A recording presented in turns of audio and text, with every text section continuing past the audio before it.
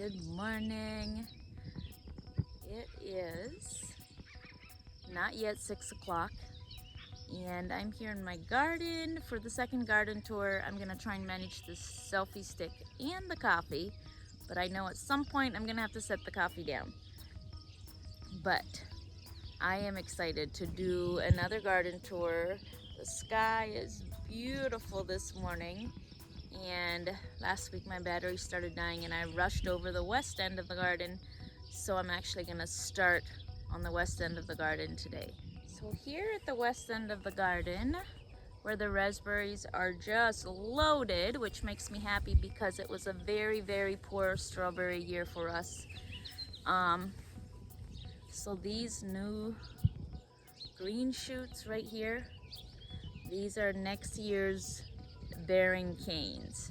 So I am excited to see all those green, that new growth come up, because those are the ones we will then trim back and they will branch out and get woody and bear fruit next year.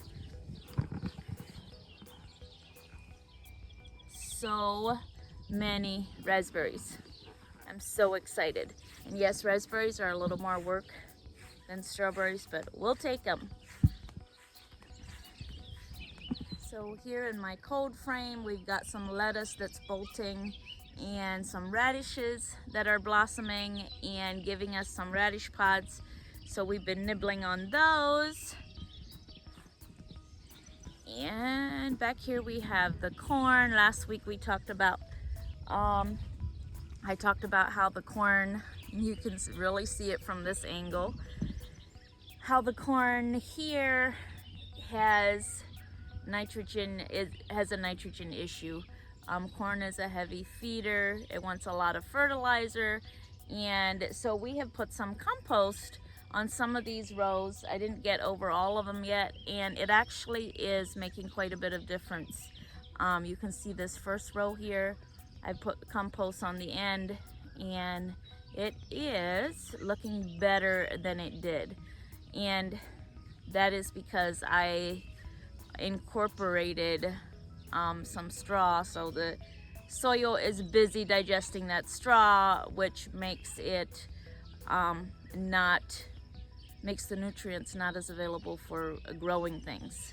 And then here I also put some compost on these little hot peppers because they were just sitting here not doing much at all. So I figured that was the problem here too, was that they had a nitrogen issue. And here you can see we've got weeds coming. So this is where we're gonna put grass clippings the next time we collect some. We're gonna hoe all the weeds out, and then we are gonna cover it all with grass clippings, just like we did up here by these tomatoes. We put grass clippings down as a weed barrier. So talking about grass clippings and compost on the corn brings me to a question that somebody asked on Instagram, wanted me to answer here, actually multiple questions about the same subject. And that is, what is the difference between compost and mulch, and how do you use them differently? So compost is something that has already broken down. It's organic matter like manure or anything, you know, scraps from the garden that has broken down and is nutrients for the soil. So that's what compost is. For us, compost is all the livestock droppings that we collect from the barn in the winter, and we put it on a pile, and there's straw in it and there's hay in it, and that compost, and that is what we use as compost. We use compost to add nutrients to the garden. Can you use compost as mulch? Well, first let me tell you what mulch is. Mulch is anything that you put down as a weed barrier, anything to cover the soil, to keep moisture there and keep the soil cool and keep the, and I need more coffee. keep the moisture and the soil temperature consistent and to keep the weeds down. So that's what mulch is. Anything that you use to cover your garden to keep the moisture in and keep the temperature consistent and keep the weeds down. So can you use compost as mulch? You absolutely can. In my experience, compost, our compost anyway, does keep the weeds down, but not for as long a period of time as grass clippings or other mulch. I gotta go let the dogs out. They see me down here now and they want out. Okay, talking about the difference between compost and mulch. We don't usually put compost as a weed barrier. We don't usually use the compost as mulch. Number one, we don't have that much. We don't have enough to cover all the places that we use grass clipping. And number two, because the compost is already broken down, it incorporates into the soil within a month or two after we put it on, and then that just lets the weeds come on through. So the compost we use as nutrients and fertilizer, and then the mulch, which we mainly use grass clippings, that we use as a weed barrier.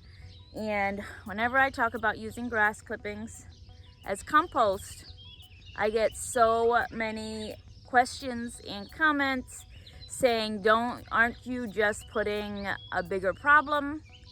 Aren't you just creating a bigger problem by using grass clippings? The trick is you have to put the grass clippings on very thick.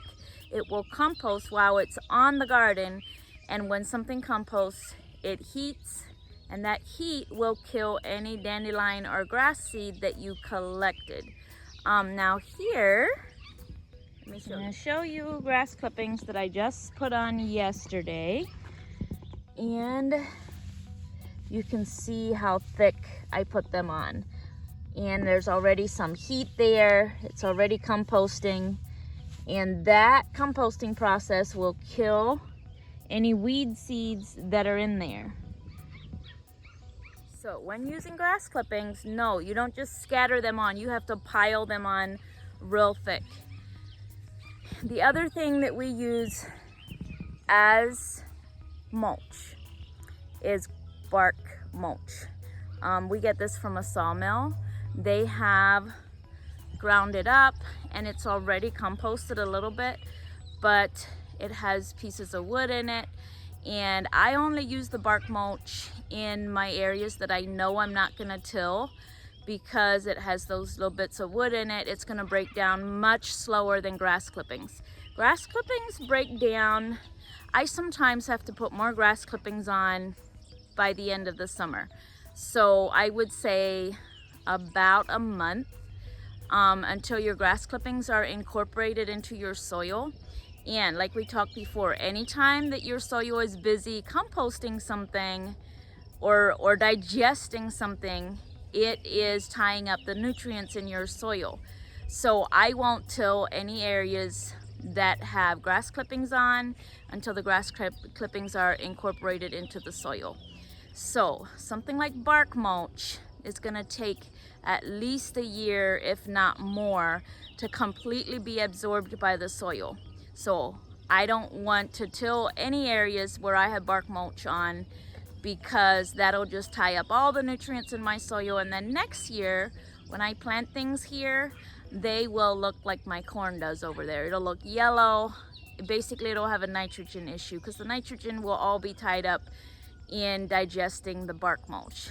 I know digesting is not a word normally used for talking about soil and compost, but that's what it is to me. The soil has to eat all of that compost. And that is why you don't see me use wood chips on my garden, because wood chips take a long time to break down, which means that I won't be using my tiller, which isn't feasible when you've got a garden this size, because I use my seeder to seed a lot of my stuff, and if I have wood chips, I can't use my seeder, so because I don't want to stick that many seeds of corn in.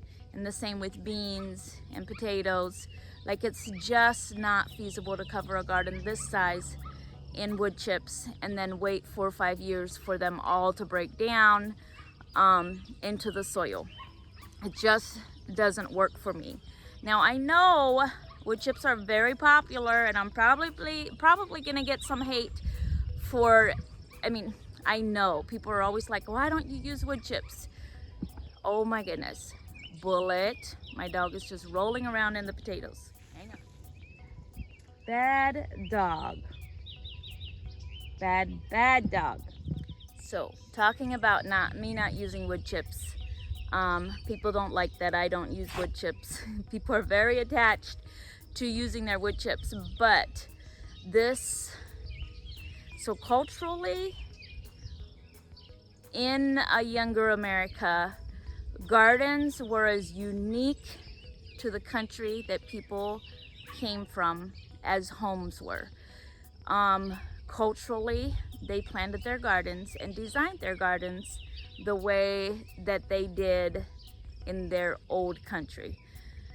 But then what happened is we lost a couple generations of gardening with supermarkets and all that. People didn't have to garden anymore. So after a couple generations, people want to pick up gardening again. They follow trending garden movements. And I'm not saying that wood chips are bad. They work well. But you have to remember, it's gonna take 3 or 4 years.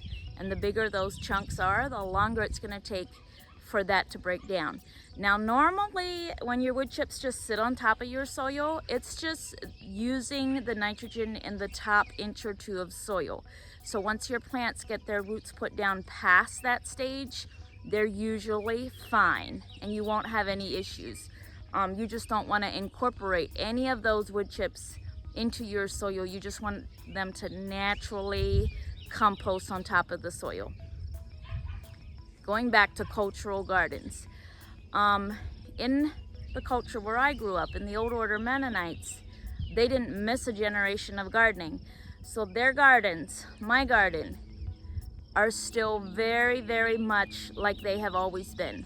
When I drive down the road, I can pick out a Mennonite garden instantly. Their design is the same as it has been. Everybody learns to garden from their mothers and their grandmothers, and they set up their gardens the same way. They're usually very neat, and they have long, straight rows of their crops. They're not designed to be beautiful. They're not, I think they're beautiful. Anyway, I'm rambling, but that is culturally, I garden the way my mother and my grandmother did. Long, straight rows. I till, and then I plant, and then I cover the soil with things that amend the soil and add to the soil. Anyway, that's all I'm gonna say about compost and mulch. People feel strongly about it. Don't all hate me now because I don't use wood chips.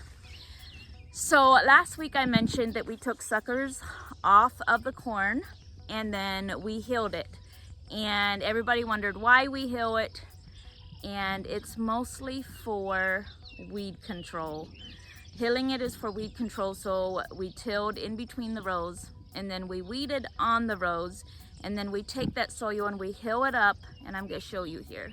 So basically we hill the corn to cover any weeds or weed seeds that we may have missed, and then when we hill that up, the corn is eventually going to create a canopy of shade, and that will prevent the weeds from growing. So we hill it to cover any weeds or weed seeds to delay them. So we cover it with soil to delay those seeds or weeds that we may have missed, and then when there's a shade canopy, those weeds and seeds will not sprout. So, and you can see that my corn is beginning to make a beautiful shade canopy, and that will keep the weeds down for the rest of the summer. I may have some coming through here and there, but we'll just pull those weeds out and we'll be good. So the sun has come up from behind the clouds, causing an issue with my camera. But one of the questions I had on Instagram was about peas. She said that her peas are yellow and light green, and she's wondering what fertilizer to put on them to amend the soil. Now, peas are not a heavy feeder. They are not like corn, who takes a lot of nitrogen and nutrients from the soil. I would say that you may have aphids. Aphids can cause the peas to look yellow and look like they're not thriving. It happened to me last year. We harvested what we got, and it just, that's the way it was. I did sprinkle diatomaceous earth on it, but I think by the time I saw the aphids, it was already too late, and they were over in that garden, and that's why this year I moved them over here. So another question was, what do we do about bugs and pests? Mostly our winters with 30 below really knocks our pests back. We pick off potato beetles when we see them. Cucumber beetles, we pick them off when we see them. I use diatomaceous earth. Sometimes when I plant my fall broccoli and cauliflower, I will spray them with some Castile soap, diluted in water, because that deters the cabbage worms. And that reminds me of another question that somebody asked about broccoli and cauliflower, and I'm gonna go show you. So this is my spring crop of broccoli. Here's one that we already harvested, and it will send out side shoots now, and then we'll harvest those. Looks like I need to harvest some more. And then here's the cauliflower, which is of course later because it has a longer maturity date. Oh, and down here's the lettuce that we've been harvesting. You can see we just cut it off, and it should sprout from that stump. And then hopefully we will have some more lettuce from those stumps. Fall broccoli and cauliflower versus spring broccoli and cauliflower. So in the spring, like right now, my broccoli has formed heads, and my cauliflower is forming heads. They are a cold crop, so they don't want heat, and so they're gonna hurry up and form those heads because we are having 90-degree days. And the speed at which they form the heads, because they're collecting so many heat units, because we have like 16 hours of sunlight and on top of the 90 degrees, they're collecting so many heat units that the heads are not going to be real big. Now, when I plant fall broccoli and cauliflower, I direct seed into the garden around the 4th of July. And then those grow pretty fast in the beginning, but by the time they're ready to form heads, our days are short and cool, like probably late August, early September. Our daylight hours are much shorter, probably 12 hours of daylight, and we don't have 90 degrees, so they take all fall to form those heads. And that's the broccoli and cauliflower I will actually put into the freezer then. This is just for fresh eating, and it's always kind of hit or miss if we will actually get something, because by the time they're forming heads, we are in late June, early July, and our days are long and hot. So another one of the questions was me going barefoot in the garden and the yard, and if I don't worry about getting tetanus or, you know, injuring myself with the hoe.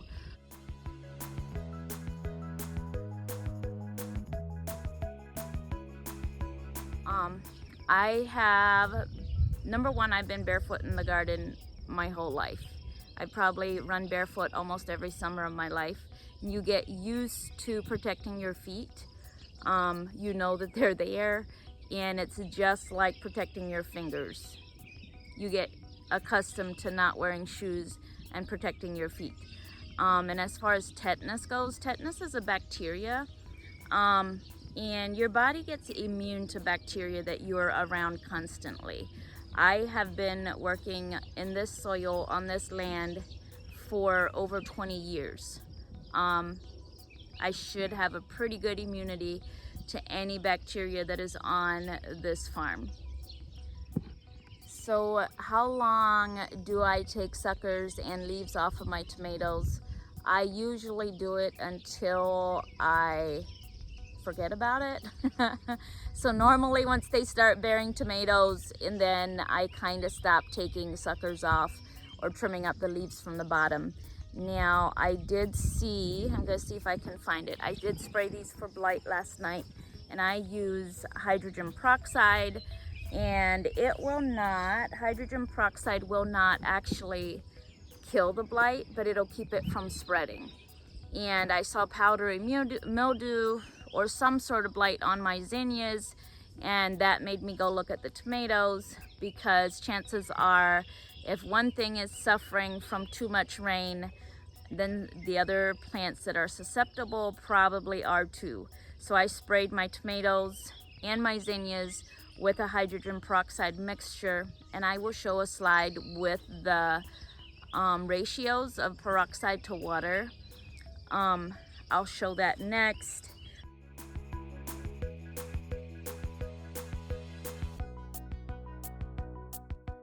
But anyway, I just sprayed the tomatoes. I do that about every 10 days.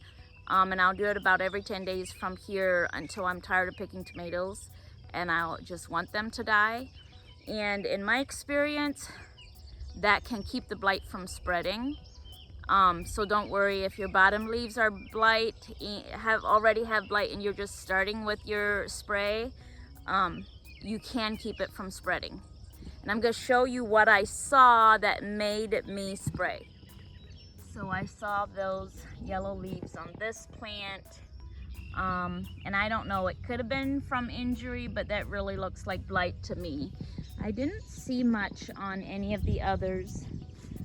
These got damage from when they sprayed the soybeans in that field.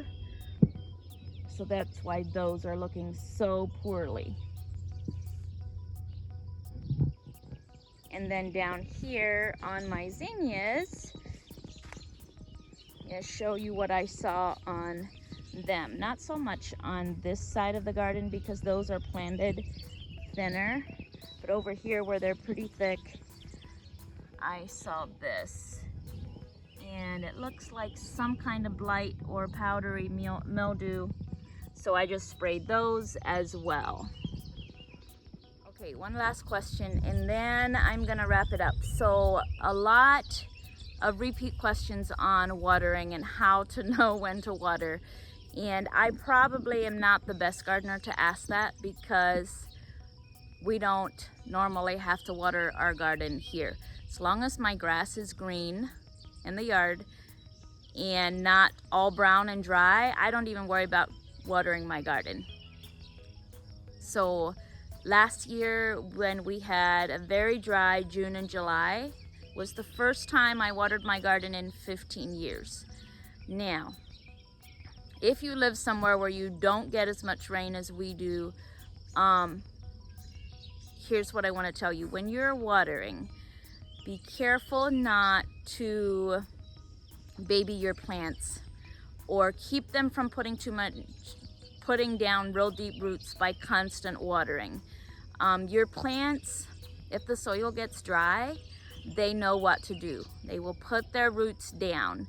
By constant watering, you are preventing them from getting the message that I need a deep root system and able to support my fruit. So if you're watering every day, you're keeping the soil moist. So you're keeping the soil so wet that your plant never gets a time to dry out. And I know we love to water. It's therapeutic to water, but it really doesn't need that much water. Now, I say this carefully because I have never gardened in a place where you have to water every day just to keep your plants alive. So if that is you, if you have to water every day just to keep your plants alive, then disregard what I'm saying. You can say she doesn't know what she's talking about, because I really don't. But if you live in an area where your grass stays green all summer, chances are your in-ground garden does not have to be watered. Only time I pour water on my garden is like when I put real tender seedlings out, and then I'll water those maybe once or twice to get them started while they put their roots down. But otherwise, I do not water. But I do cover my soil. Cover your soil with grass clippings or mulch or compost, and that will keep the moisture locked in a whole lot better than watering your garden every day. And I'm gonna show you the difference between where I have put mulch on and where I haven't put mulch on. And we haven't had rain in, I think, about 5 or 6 days, and we've had 90-degree weather. So the soil that's exposed is pretty dry. So here is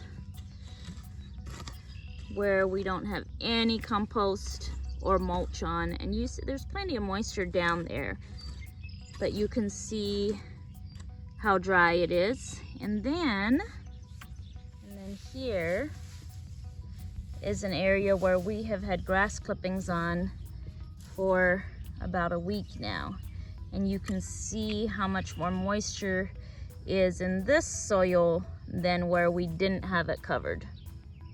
It looks like the sun is up completely, and my coffee has grown cold, and I can hear the ducks calling to be let out. I forgot to let them out before I came down to the garden. Thank you for watching. We appreciate every one of you. And please drop any questions into the comment box, and I will try and cover them next week.